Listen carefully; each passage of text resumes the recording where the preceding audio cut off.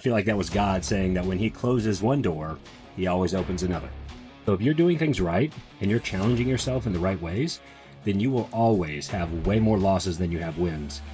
And in fact, I can think of a specific example where I had a big loss, or what I thought was a loss at the time, that extremely changed the trajectory of the rest of my life.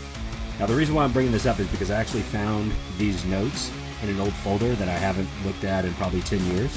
It was 2014. I just moved to Houston, didn't really have a solid job yet.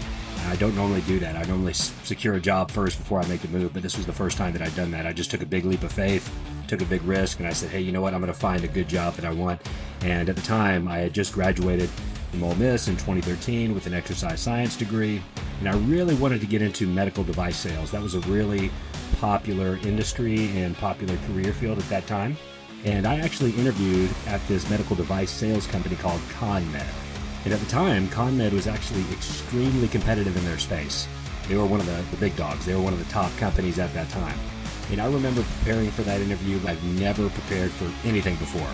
I didn't have the experience or the credentials to really get the position, so I knew I had to wow the person interviewing me to really even be considered.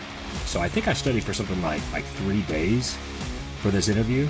And my notes here say that ConMed, I have all the information about it. It was 54% ortho at the time, 37% general surgery, 9% surgical visualization. They actually grossed higher in 2012 than they did in 2013.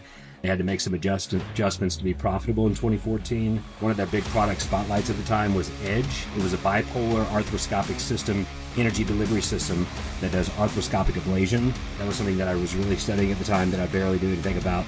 I also see a note here called the Why Not Flex system. It was a shoulder arthroscopy device. So anyway, I did the interview. I think I tanked. I don't think I did that well. I didn't get the job. I didn't even get a call back to say that I didn't get the job. But that was one of my greatest losses because that diverted me back into the fitness industry at LA Fitness, and it taught me how to be a great salesperson. And I worked my way up the ranks, and then I eventually flipped over into roofing and became an entrepreneur, and now I have this, and I wouldn't have it any other way.